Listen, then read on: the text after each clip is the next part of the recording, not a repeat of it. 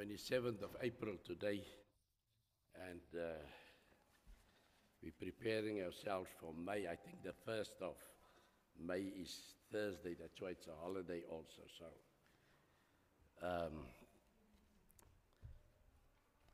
it's good to be here this morning. I think most of the people are on holiday, maybe because this is the silly season. Everybody is enjoying themselves. But there are those that would like to spend a holiday with the Lord here this morning. And so we are thankful for you to have prepared yourself to be encouraged, to be made wise.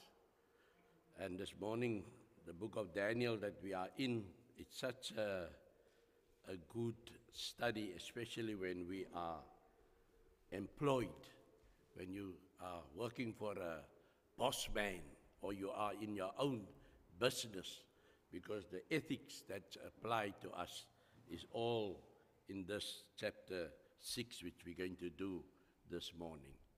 So, let's go to our Father in prayer.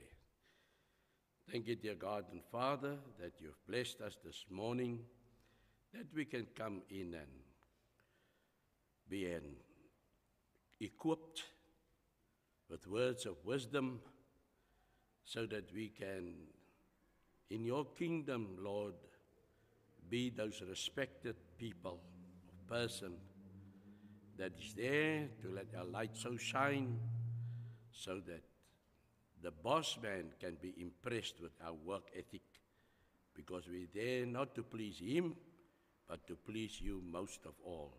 And if we please you, then everybody will be pleased. Oh, Father in heaven, we give you thanks for this morning, for everyone that has made it their duty to be here. And now we still pray for those that are traveling, and I pray, Lord, for safe traveling mercies. I pray, Lord, that we will be encouraged this morning and that we can say, yes, it is good to be a child of God. And so, Lord, I pray that through the Lenten breath of this day, we will be honorable to you. We pray for the service that will also continue after the Bible study, Lord. I pray for the worshipers and those men that would be giving the leadership, that you will enhance them with wisdom, and Lord, that they do feel they are working for you. That's in Jesus' name that I pray. Amen. Okay, we are in the book of Daniel, and we have learned about Nebuchadnezzar, we've learned about Belshazzar, and now we have come to the point where it is no more Babylon. It is now the Medes and the Persians. I can just go back again to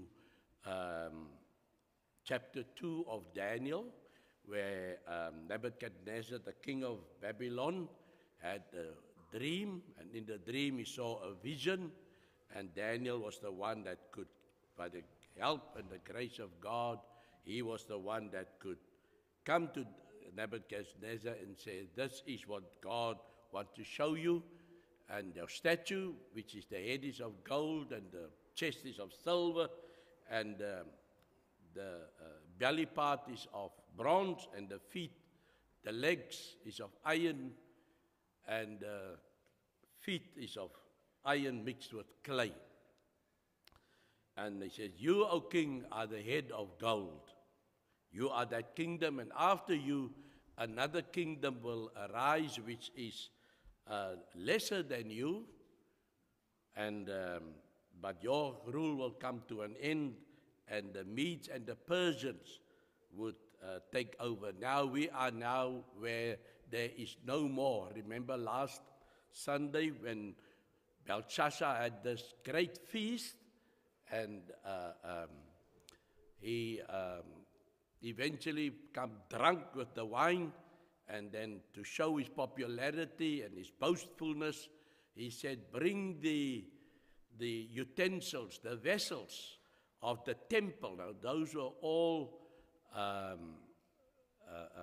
made of various metals, gold, silver, and copper, And it was made to the honor and glory of God to decorate the temple, and used only for temple worship, and use it accordingly. Remember Nadab and Abihu in, I think it's Numbers number 10, that they brought, which the Bible described as strange fire in their burning, or the scent pans, and they were struck dead because the Lord called it strange. They had the stuff that was equipped for the temple, they had the fire, but according to the biblical scholars, it was not the time. Every time, everything by God has got a time and a reason, not your own doing. God's will need to be adhered to. And they went out of their own thinking they was going to please God. Just everybody say, it was not a bad thing which they did, but you do not make up your own mind. You learn from God, or you obey from God. And those were all lessons for the world of today, where people think they can do much in the name of the Lord. Although Colossians 3 verse 7 says, whatever you do in word or in deed, do it to the honor of the Lord. And do it according to His will.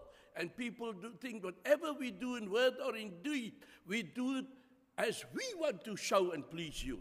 That's not the wrong temperament to have. But let's get back. Belshazzar used the vessels of the temple, which was holy, and they use it in a disgraceful manner before God. And the Bible says that writing that was on the wall said, you have been weighed, and you have been found wanting, and you've fallen from grace. That same night, he lost his kingdom because he thought he can show God who's boss. I am the God, I'm the leader of Babylon. He didn't learn from his father, from his grandfather, Nebuchadnezzar. And so now, that same night, the end of chapter 5 says that very night Belshazzar, king of the Chaldeans, was slain, and Darius the Mede received the kingdom, being about 62 years old. So we find, in fact, when I read that Darius was now 62 years old, it's an indication when the Israelites went into captivity or into exile in Babylon. He was not even born yet. It's when he was born in Persia. He grew up and he learned about Babylon, that Babylon is the rulers. In the meantime, there he grew up in a country where they prepared themselves to be the next world power. And that means as a youth, maybe as he grew up, they were indoctrinated that we will be the next world power. And could be according to God, because God already said many years before, that maybe 80 years before, that he's going to bring another kingdom. The Medes and the Persians will come to power. And so he grew up with that, and when he was 62 years old was the time when they destroyed Babylon. And there Jeremiah's words came then true. 70 years he will be in Babylon. And so this guy, Darius the Mede, he was a humanist, as you say. He found out that the kingdom that they took over, that there were many. Remember that Babylon, Nebuchadnezzar did not just go to Israel. He went to Egypt and he went everywhere. They tried many times to attack even the Greeks, but they were not successful because there was a narrow strip. I don't know if you've seen a movie, it's just called 300, and how they defend that narrow strip. And I think that is where it is made on the principle that it was the Persians that tried to get hold of the Greeks, but they always hold that narrow strip, the Greeks. And so Nebuchadnezzar couldn't get it right, and then the Persians, many attempts made to get it to get to the Greeks, but they could not. And then it was Alexander the Great that came through there and surprised them, because it was now unguarded, and then he destroyed then the Persian kingdom. Let me put it like, I'm just going a little bit ahead. But what I'm now is, the 70 years of exile is ended. It is the new rulers, which is the Medes and the Persians. They are taking over, and later on we will see, I think it's chapter 8 or chapter 9 in Daniel, which he realizes that the 70 years is over. Then he prays to God and he laments and he says, it is our fathers that did you wrong, and now we were here 70 years. So what is our future now? So here is the beginning of them returning. But what we find now, actually, I do not want to go off course. I need to stay in the book of chapter 6 of Daniel. This new king, Darius, is also looking for people that is trustworthy, looking for people that he can build a kingdom on. And we feel in the opening verse, it says, it pleased Darius to set over the kingdom 120 satraps to be over the whole kingdom. Now, another name for satrap is what we have today in our country. We have the president, he's up there, a lone man, but at the bottom of him there is 9 premiers.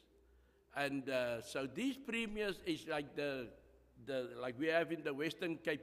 They are the leader, or they are the president of the Western Cape, and he under him has also got a lot of officers to take care of the country. Like, as I say, a satrap is like a governor, or it's like a premier, and they take control of the province.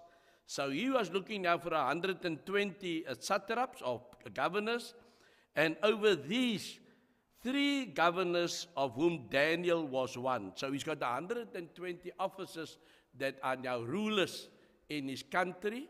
But then he have, over that 120, he's got 3 governors. And Daniel was one of them, that the satrap might give an account to them, and maybe from them they give account to the king, so that the king would suffer no loss. So you have the king, you have the satraps, and then the governors, and then you have the satraps. And so Daniel was one of the 3 because of his influence, because of his the information, his legacy that Darius already heard about him. And then he says, verse 3, then this Daniel distinguished himself above the governors and the satraps, because an excellent spirit was in him. Now, this is now Daniel is one of the 3 that is in charge of that's reporting to Darius. But this is the positive of Daniel, that he was one that distinguished himself. It says he distinguished himself above the governors and the satraps. So above the other 2 and above the other 120. Because an excellent spirit was in him. Now, this is an indication to us that are employed. This, there must be a spirit in us that we want to be the best, if I have to put it. We are not lazy workers. We are not dishonest workers. We do the best that we can because we want to receive blessing or recognition from the bosses. Makes me think I was at, I think it was Coca-Cola. No. It was, I was working on a refrigeration unit at those people that sell off sales. They phoned me, and I had my own business that time to come and fix their cold room. So speaking to the driver of the massive truck that was standing outside, and in the talk we talk about work ethics. And I was asking, well, the conversation worked so. They usually did one trip. If they go to Saldanha or to Worcester, the truck leaves the yard maybe at 7 in the mornings and then returns at 7 at night. One trip for the day, because he was a worker. He was employed by this company. But then the company, because of the new government, they said that the people must subdivide most of the responsibilities. So they start selling these trucks to workers. You get owner-operated vehicles. Otherwise, I buy the truck now. It was my responsibility, the truck, but I'm my own boss also now. But when he was employed, he could only do one trip for the day. But now that he's working for himself, he can do 2 trips for the day. Why? Because the truck is already loaded for the next morning. You see, what is the English word now? He prepared himself. He is now, he's in charge. He's plotting his own time and so on. So that means the next morning, instead of waiting for the truck to be loaded, he's already on his way. And therefore, he can come back early, load another load, go to the next depot, and come back and load again the truck for the time is now of the other. What I'm trying to do is, now that he's working for himself, he finds what it is to be a good worker. Didn't the company expect that in the first place from him? But now, that time he was just a worker. He was just pleasing himself and not the boss. And when it comes to increase time, most of it is them that stand in the line for, you're paying me too little. You're paying me too little. That's why I'm working very little. Now, Daniel was not that type of man. It says here, he had an excellent spirit in him, and the king gave thought to setting him over the whole realm. Now, that's the benefit. Sometimes we may think that the bossmen don't know about us or don't take notice of us. The bossmen take notice. That is why he's there. He's got to, I remember December, we were called in. Now we have to go to the office. And then they have got this taking stock of you. I can't get that. I know what the word is there, but I can't get it down immediately. But Stephen, very good worker. Oh, dependable. Right? All the things is marked there, very good worker. And so on. Till one day when the man says, so where do you see yourself to say to having your job? That was a sore point.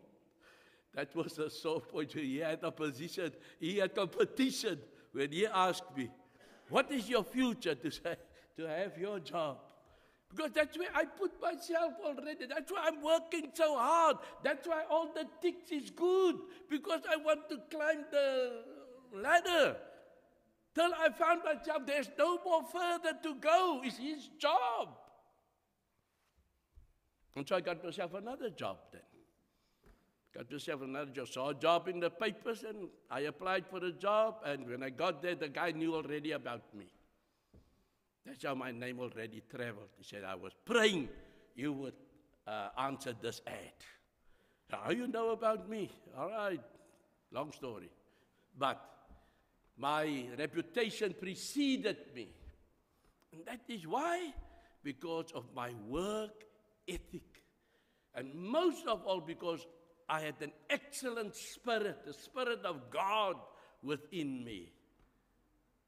And that is what Daniel also had. And that is what, that's why I say it's a good for work, a good chapter for people that are employed. And it says, so the governors, now this is the problem when you are so good, when you excel in your company. And that's happened. This is like ABC. He says, so the governors and the satraps sought to find some charge against Daniel concerning the kingdom. But they could find no charge or fault because he was faithful, nor was there any error or fault found in him. You see, that's what is happening. Now the jealousy comes in. And that's true. This happened to me also. Because you are such a good worker. Jealousy is there. I remember, as I say, my grandfather, he was my mother's father. He said, always walked with a cleaning rag. Cleaning rag. And he was working in the boilers, and as we know the boilers, they've all got this copper pipes and silver pipes, and there's gauges and things like that. And because of the coal dust and everything is polluted. And as I say, must have told you before already, the bossmen would have their walk. And in my time also, the bossmen had their walk. And he said, when he see the bossmen, they're coming along, he's got his cleaning the gauges. Good day, sir. Good day. The greeting is, watch what I'm doing. I'm busy working. He's not hiding. Because that's what they also do. I remember Rhoda would say, when the doctors come in, all the sisters disappear, leaving her alone in the office to face the doctors. But once the doctors is gone, after they've done their rounds, then they are the ones to come. Oh, what did the doctor say? What was every patient come? You see, they didn't even go with the doctor to say what the doctor said about this one, what the doctor said about that one. Now they're all there in the office to see what they must do. Yeah? He said, and from that I learned that when the bossman come walking, he must see you busy, not sitting. Mr. Watson used to say, it costs money standing there, lad. I remember all those boss guys. Yeah, cost money standing there. Didn't want you to stand around. You want to see you busy. And so my grandfather, I took that from my grandfather. Always show the bossman that you're busy working and not loitering. And I remember quite well, we were sitting, nice day. Everybody was sitting outside. Everything was running smoothly. And then I said, what? The bossman's coming. And I give way. I went to show the bossman, I'm busy cleaning the gauges and so on. And so when they got fired, they say, I was the problem. Was my fault because I walked away. You see? So you get this. So they had to put on the plea jacket and go and plead back for that. When the bossman came back and says, if you guys sitting here, that means you are, what you can do, too much. There's an English word. You're in excess. Yeah, so to say. We don't need you. You can go home. And they say it's because of me, because I walked away. I just stood there, then the bossman wouldn't have had anything to judge by. So these are the things that's happening in work. People become jealous. I can call many other things also in which people make your name bad behind your back, although you... And what happens is when the people come to make your name bad, the bossman knows. They think that the bossman don't know. He knows this is pure jealousy. Why did they... This is our best worker out there. Why would they come and smear his name now? Okay, the best thing is we'll look into it. Yeah, and then they will call me and say, Stephen, we've got a... Don't take it. We've got some complaints about you and all, but we know, the boss would now. So what do you say? Well, could be because this and that and this and that and this and that, so they don't like me. Tell you the honest truth, even at the college, it happened with me. I had to stand on the red carpet because of people that went behind the back to go and make my name bad. And so I had to defend myself. It's not like what the way it came to you. But then I recall, I know why this is. So even there, I found myself that the same devil, that's what my grandfather used to say, the same devil everywhere. And I find it's the same one out there also, that I had to go and stand on a red carpet, and so on. And so the bossman is the king, Daniel concerning the king, but they could find no charge.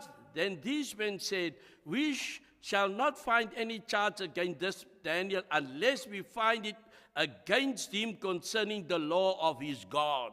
So there's one way that we can get him. He is so perfect. We can get him in his perfectness. So we must invent something in which he will trespass.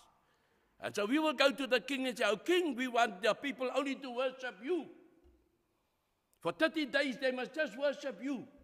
And the king in his own, oh, that is good. These people want them just to worship me. But he did not see the angle where it's going to lead to. And so he signed the bill. And they told him, remember, once you sign a bill, it cannot be taken back. You cannot withdraw it. We had this big VAT problem now in South Africa. And there the DA won the court case, they and the EFF, that you cannot put more money. I mean, people, can I tell you honestly, the stuff is very expensive. I spoke yesterday to a woman and said, this coffee was last 109 rand for this bag. It's now 129 rand. Somewhere it went up 20 rand. And it's a long time ago that I went to buy coffee, because I went to buy this big bag. I had to buy it because you have to weigh what is value for money. If I buy the small tin, it may cost me 40 rand, but you're paying too much for that 40 rand. Here's one for 50 rand. So I take back the 50 rand. So I bought this big bag. When I got home, unpacked, I said, wow, they doubled on that big coffee. And so I took this back to the shop, said, look here, take my honesty, I only received one bag, but they charged me double for it. So I said, oh, maybe the machine double ticked it. You want the money or you want another bag of coffee? So I told him, money? Take another bag of coffee. So it's been a long time, but I came back to buy another bag. In the meantime, it went up by 20 rand. You see? So that was down me and this, and I said, I think this time will come. We have to we take coffee and it's heaped. We'll take a spoon, a knife, and make the coffee level with the teaspoon. And then you only throw half a cup of coffee water into the cup and stir it, and one sugar and drink. And the lady told me, it will not be nice because I love my full cup of coffee. You see, so you can't always win. But I'm giving you an example of what's happening today. We've got to weigh. And you've got to weigh your employment. And if you just want money instead of, in South Africa, there is this culture. We want money, but we're not delivering. We want money, but we're not working. We want money, but we want to be on holiday all the time. That's the culture of today. Mark my word, that's honest truth. The best way to attack South Africa is from the 15th of December until the 15th of January. There's no soldiers. They're all at home. That I know for a fact. I know Walter was getting married the 16th of December, and we went to the army base here by Easter River, and the whole army base was full of soldiers lying around with their bags, their talk bags, their gear, and so on. So I asked, why are there so many soldiers? And the officer said, no, they're all going on holiday. I said, yeah, they all came in now from wherever they were. They're coming now back to base, and from here, they're going on holiday. They're only coming back the 15th of January. And I looked at them and I said, well, then that's the best way to attack South Africa, because there's no soldiers. Even them don't want to be outside. They don't want to be, when everybody's on holiday, count us in. That's why I say the best way to attack the country It's that time because everybody's on holiday. That is a culture that we find here in South Africa. We want to be paid, but we don't want to work for it. And the other thing is that they sabotage. I work. I remember a man, when I give my shift off at 11 at night, and he comes in very tired. Oh, I didn't sleep today, man, Stephen. I didn't sleep. Wait, let me just go sabotage the plant quickly. I take a hammer, I go knock a motor out there, and everything goes haywire. And then he was right in the book. I had a problem. Did no work for the rest of the night because he slept the rest of the night. That's what I know personally. You see, this is what's happening. Instead, if you have an excellent spirit within you, like I'm going now off the track now. All this load shedding that we had was for nothing, that people were breaking the plants. Let me tell you, let me say 50% engineer. I know more. I know a lot about engineering. I just don't have the certificate to show it. But I know. I have worked in a plant where the temperature is 350 degrees to 375 degrees, but there's grease in those bearings. And you'll ask me, how can there be grease in it? Look how warm it is. Because those grease can take up to 5,000 degrees Celsius, and it will still be lubricating. That's what I know of engineering, because the people they are geniuses. They know. You can't go put ordinary motor car grease in there. Even your motor car grease, you've got wheel bearing grease, you've got this kind of grease. Every grease for its purpose. So that grease, there they went down to the moon, to the sun. And they had this thing that went there to the sun. They didn't take an ordinary thing. They concocted a fix that thing that even the filament that was around it could take how many 1,000 degrees of heat.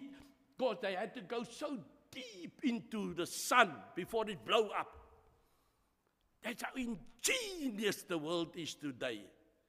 All those plants, they say, it's old stock. Let me tell you, a machine don't get old if you look at it properly. Those machines is excellent. It's Rolls-Royce machines. It's the best of the best. If you take care of it, you put the right grease and everything, you maintain it. That's why you have maintenance people. You will not have load shedding. Those machines will never get old. Mark my words. It will never get old. But you have got nincompoops working there that wants the money, but they don't want to deliver because they don't have an excellent spirit within them. Sorry that I have to go now that way, blow down my top and so on. But it upsets me when I find I learned from my grandfather, and he did not teach me wrong, and I'm instilling that in my children too. I'm doing it now to my grandchildren. I'm telling them the same story so that it can grow within them. Work, my children, work. The bossman is watching. But our South Africa's bossman is not watching because they're more in the money pot than what they are watching the people. They will just stop and they see there's no money coming in. Well, by that time, they all may be in Dubai. They better go and leave the country for ourselves, then we will make a better job of it. Even though the country has nothing left, we will fix it. Okay, so these governors and satraps, they went to the king and they said, King Darius, live forever. All the governors of the kingdom and administrators and the satraps, the counselors and advisors have consulted together to establish a royal statute, like a royal law, and to make a firm decree that whoever petitions any god or man for 30 days, except you, O king, shall be cast into the den of lions. Oh, they got even the punishment ready already. Now, O king, establish the decree and sign the written so that it cannot be changed. You see, once you've signed it, it cannot be withdrawn. And I was still talking to you about the VAT when I was so rudely interrupted by myself. There we had the VAT system, and now eventually they won it, and now it's withdrawn. Now, in Darius' time, they could not withdraw. It had to go through. But this was now democracy, you see. But in Darius' time, it was, what do you call that? there's a name for that, autocracy, or what is that name? Law is law. You see, they could not withdraw it. Once you've signed it, you cannot withdraw it. We could withdraw the VAT application, and I hope the people's eyes open to see which is the best party in South Africa, because it would have been 17% if the ANC was in control of the government. People would have to pay much more for a lot of things. All right, so they have got this thing and say you cannot change it, and therefore King Darius signed the written decree, and he didn't know. So that is how we're going to get him in his religion. And sometimes we may be too religious even in our work situation, and some people wouldn't like it. And say, and even they will use your religion against you. They can go and tell that this man is too much. We can't do our work because you're ever preaching over our heads. They'll use anything till they have to come to say, Stephen, when you're in your work, you're in your work. Don't disturb the people because they have this church and they that church, or they this religion or that religion, and you imposing your will or your way on them. So be quiet. And this, it happens. You see, therefore, when even like the one guy said he was preaching on the trains, eventually the people stood up and told him, listen, you're doing a good job, but you're doing it for yourself. Because I belong to this church, I belong to this church, and this is my religion, and we don't want to hear about you. Go do it in your church. And they stopped him. And so he had to go from couch to coach. Until in every coach they stopped him, and he stopped. Maybe he had to take another train and so on. But that's what happened to him. See, people don't want to hear. So, there the law is just now. And Daniel, now this is the thing.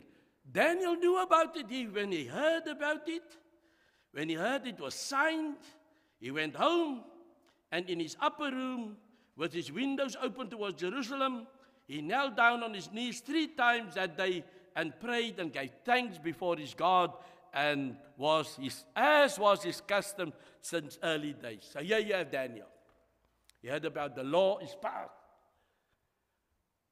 You know Peter, the Apostle Peter and John, when they came before the Sanhedrin, when the Sanhedrin told them, you shall not go out and go and preach in this name and do these things anymore.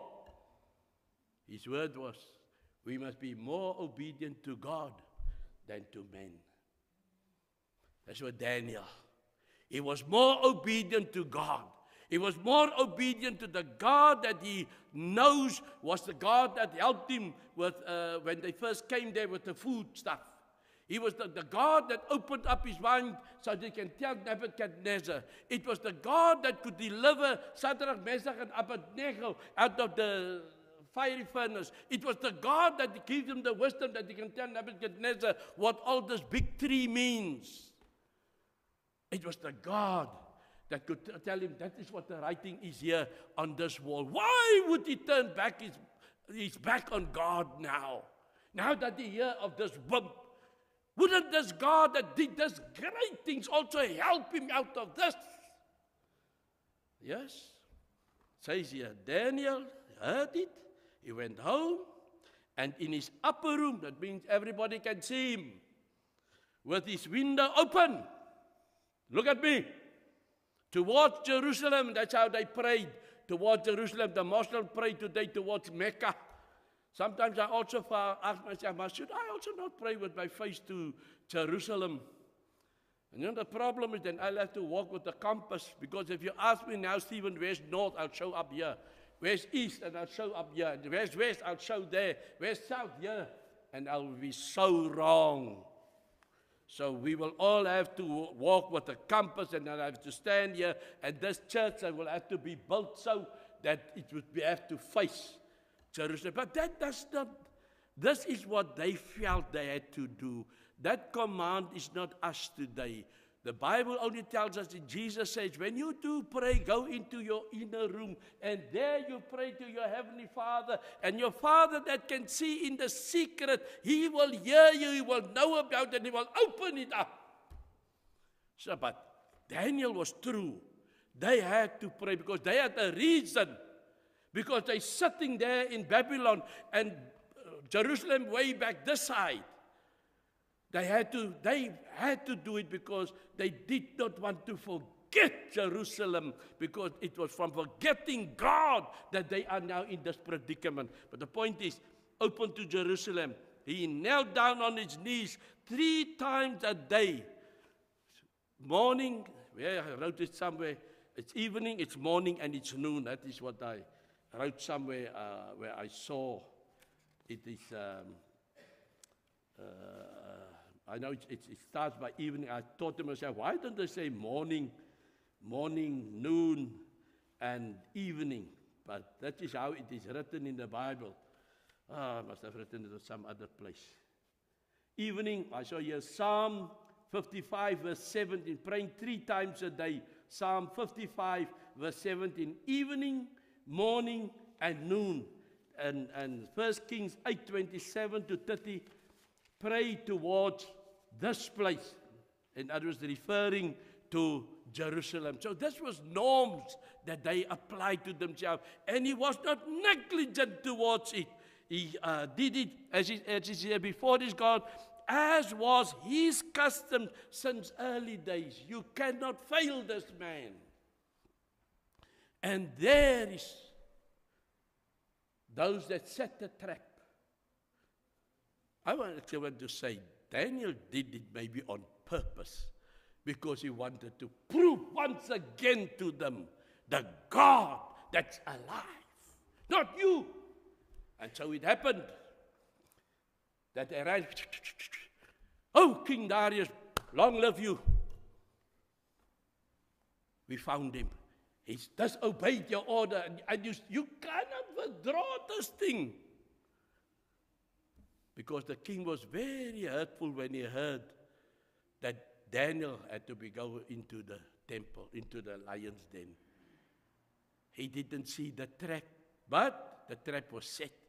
And then he battled his mind. He battled his mind. Eventually they say, you cannot withdraw it. You cannot withdraw it. They were like flies that you didn't want around you. But eventually the king had to say, okay, you have your will.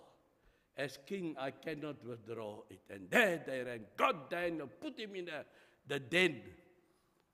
And they said, put a stone on top of it, so that nobody can move it. And there Daniel spent the night.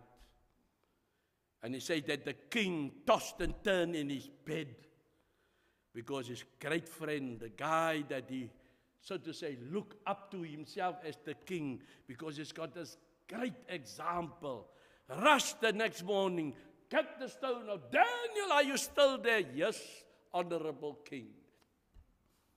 I am still here. My God sent an angel, and he closed the mouth of these lions, and I did not become lunch or supper or breakfast to them. Wow. Well, we read that the king gave all honor and glory to Daniel's God. And what did he do to the guys that got Daniel into? He says, okay, you guys, you into the lion's den. And the Bible says, before they hit the ground, the lions had them in their mouths already. As they tossed them in, the lions said, biltong, steak, whatever. Let's enjoy this feast. Instead of, it's good to, I think in those lions' mouths would be saying, it was good that we didn't attack that one guy, because we were holding ourselves. Look at the party, what we're getting now. 120 and somewhere I read how many of those people there. He says, all the governors of the kingdom, the administrators and the satraps, the counselors and the advisors, they all came together. All of them into the lion's den, and the lion said, oh, what a feast. It's good we did not attack that first guy, because we attacked him, we would not have got such a dessert. You see now, see what happens. And this happens in workspaces. This happened in work. Sometimes we're not so lucky. I know my brother-in-law, his brother stuck in Kimberley, and he went to go and help him in Kimberley, which is about 450 kilometers from Johannesburg. Maybe 5-6 hours drive. Came there, fixed the car because they were on their way to Cape Town. And then he returned, maybe got home to Johannesburg when he had to leave for work, and he was so tired, he rather went to sleep. And then they phoned, the father-in-law phoned to tell the boss man, this is good deed which he did. And so when he came back to work the following days, he said, okay, you can go back and go and fix your brother's car. And so he lost his job. And my father-in-law was a very upright man, went to the boss man and said, you know what? I'm sorry I didn't tell a lie. Because if I told you a lie by phoning and saying, remember that time there wasn't phones like we have today, it's still, you got to, nommer asseblief, number please, hello, get me number so-and-so, and then you wait for the phone to ring back. It was those days, and you had to go to the company. So I went to the service station, the garage where he was working, went to tell, why you fight the bad? If I have phoned and say his tummy is upset, he would have still had his job now. But because we was honest, you see, that guy never apologized or so. He remained fired, okay, got a good job afterwards and so on. But this do happen sometimes. And that for that, God will also provide if you was honest. But we find here, this is work ethics. The major point I want to bring over is our work ethics. When we are employed, we do our best. Not for our sake. And we go to the book of Ephesians, we'll find the same written there. Yeah, I think the book of Galatians also, Colossians will also tell you, we as workers, what our attitude should be. Because we're not there pleasing ourselves. Our major aim is pleasing our Heavenly Father. And He will do the rest. Isn't it great to know? Sometimes it may not go easy, but God has something better in store for us. And in anything we do, let us do it to the honor and for the greatness and the glory of God. Let us pray. Thank you, Heavenly Father, that we could read in the Scripture how we need to be as workers. And there is so many admonitions and ethics that we follow according to your word. I pray, Lord, that we will be obedient and we will let you have all the honor and the glory. Thank you, Lord, for us, for those that has got to work, for those that are employed. I pray for those that do not have, that you in due course will even provide for them. And when they do have it, that they will do the best, because they have an excellent spirit within them. Hear our prayer in Jesus' name. Amen.